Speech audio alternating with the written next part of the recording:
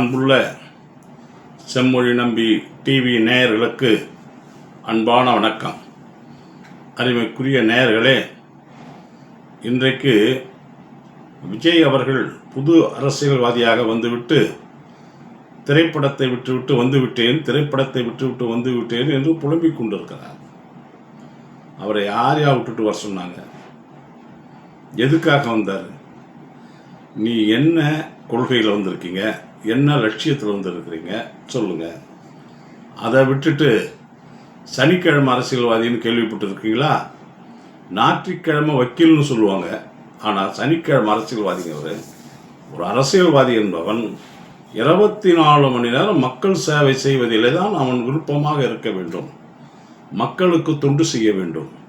மக்களுக்கு அவர் என்னென்ன காரியங்கள் வேண்டுமோ தன்னுடைய வாழ்க்கையை மக்களுக்காக அர்ப்பணித்துக் கொள்ள வேண்டும். அவர்தான் சிறந்த அரசியல்வாதி.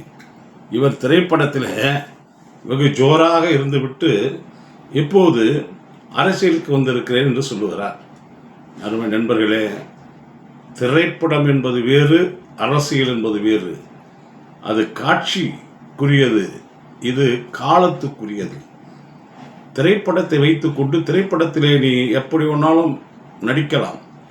முதலமைச்சராக நடிக்கலாம், பிரதம மந்திரியாக கூட நடிக்கலாம், அல்லது மிகப்பெரிய ஆற்றலாளராக நடிக்கலாம், எப்படி வேணாலும் நடிக்கலாம். நடிப்பு வேறு, அரசியல் வேறு. அரசியலிலே படாத பாடுபட்டு மக்களுக்காக தொண்டு செய்து போராட்டங்கள் நடத்தி ஆளுங்கட்சியை எதிர்த்து சிறைச்சாலை எய்து சிறைக்கு பல கொடுமைகள் அனுபவித்து குடும்பத்தை கூட காக்காமல், குடும்பத்தை பார்க்காமல் மக்கள் சேவையே மகேசன் சேவை என்று வாழ்ந்த பரம்பரையடா திராவிட முன்னேற்ற கழக பரம்பரை. அதை போய் நீ மேடையில் ஏறிக்கொண்டு என்ன பேசுவதென்றே தெரியவில்லை, வசனம் பேசிக்கொண்டிருக்கிறாய். ஒரு முதலமைச்சரை பார்த்து அவர் முதலமைச்சராக என்ன திடீரென்று வந்து விட்டாரா? 70 ஆண்டுகள் அரசியலிலே அவர் பாடுபட்டார். அவர் உழைத்த உழைப்பு சாதாரணம் கிடையாது. மிசாவிலே அடிபட்டார், மிசாவிலே உள்ளே இருந்தார். எப்பொழுது விடுதலை ஆவோம் என்பதே தெரியாது. அந்த தெரியாத காலகட்டத்திலே சிறைச்சாலையிலே அந்த சிறை கம்பிகளுக்கு இடையிலே படாத பாடுபட்டார். அடி வாங்கினார், உதை வாங்கினார். இவர் காப்பாற்ற போய் சிட்டி பாபு என்கின்ற ஒருவர் மறைந்தே விட்டார். இப்படி தியாகங்கள் பல. சாதாரணமாக மு.க. ஸ்டாலின் அவர்கள் முதலமைச்சராக வந்து விடவில்லை. உழைப்பு உழைப்பு உழைப்பு என்று அவர் கட்சிக்காகவும் மக்களுக்காகவும் உழைத்தார் உழைத்தார் உழைத்துதான் இன்றைக்கு இந்த அடையாளத்திற்கு வந்திருக்காரே தவிர, ஏதோ உன்னை போல் சினிமாவில் நடித்துவிட்டு உடனே அரசியலுக்கு வருகிறேன் என்று ஆளுங்கட்சியாக யார் இருக்கிறார்களோ அவரை திட்டிக் கொண்டு வருவது என்பது கிடையாது. மக்களுக்கு சேவை செய்து அது மக்களால் ஏற்றுக்கொள்ளப்பட்டு மக்களால் அடையாளம் காட்டப்பட்டு தான் வந்திருக்கிறார். திராவிட முன்னேற்ற கழகத்தில் எத்தனையோ தலைவர்கள் இருந்தார்கள். ஆனால் இன்றைக்கு எங்களுடைய அன்பிற்குரிய தளபதி மு.க. ஸ்டாலின் அவர்கள் முதலமைச்சராக இருக்கிறார் என்றால் சாதாரண விஷயமில்லை. அவர் தந்தைக்கு பிறகு மகன் என்று வரவில்லை, உழைப்பால் உயர்ந்தவர். பூத்தொட்டியைப் போல அந்த செடியை எடுத்து நாம் 3வது மாடியிலே வைக்கலாம், கீழே வைக்கலாம். அதுபோல் பூச்சொட்டி போல எடுத்து வைத்தவர் கிடையாது. வேரூன்றி ஆழமாக வேரூன்றி கற்பக விருட்சமாக வளர்ந்தவர் தான் நம்முடைய முதலமைச்சர் மு.க. ஸ்டாலின் அவர்கள். ஆனால் அவரை போய் நீ தவறாக பேசுகிறாரே, இது நியாயமா? உன்னுடைய அரசியலுடைய நிலைமை என்ன? திரைப்படத்திலே கூட நீ எவ்வளவு பெரிய பைதாங்குடி என்பது நாட்டு மக்களுக்கு தெரியும். தலைவன் படம் ரிலீஸ் செய்யாமல் பிளாக் செய்து விட்டார் அன்றைக்கு இருந்த முதலமைச்சர் ஜெயலலிதா அம்மையார் அவர்கள். நீயும் உன் தகப்பனாரும் அந்த கொடநாட்டு எஸ்டேட்டுக்கே போய் 3 நாள் காத்திருந்து அவர்களை பார்த்து காலிலே விழுந்து மன்னிப்பு கேட்டு அதற்கு பிறகு அந்த அம்மா ரிலீஸ் செய்தார்கள் என்றால், நம்முடைய தலைவர் கலைஞர் அவர்கள் அன்றைக்கு ஒரு அறிக்கை கொடுக்கிறார். அந்த படத்தை நீங்கள் தடை செய்யக்கூடாது, தவறு, அந்த படத்தை ரிலீஸ் செய்வதற்கு உத்தரவு போடுங்கள் என்று சொன்னது, அன்றைக்கு அறிக்கை கொடுத்தது தலைவர் கலைஞர் அவர்கள். உனக்கு கொஞ்சமாவது அந்த நன்றி இருக்கிறதா?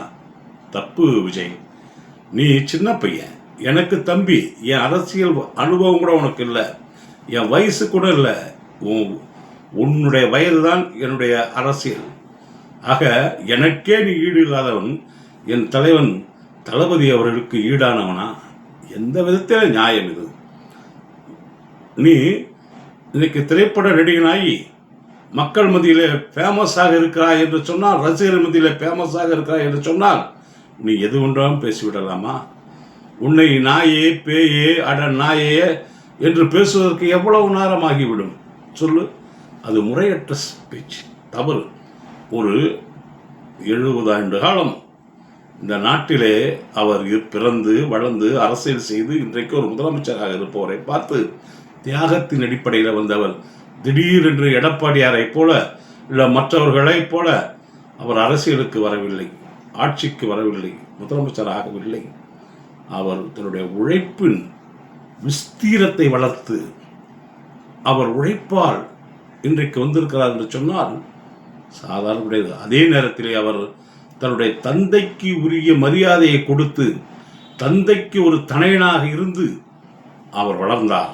ஆனால் இன்றைக்கு அரசியலை பார்க்கிற ஒரு தந்தை இருக்கிறார். அந்த தந்தையையே காலி செய்துவிட்டு தலைவனாக வேண்டும் என்று சில அரசியல் கட்சி பிரமுகர்கள் இருக்கிறார்கள். அதே போல இவர் இல்லை.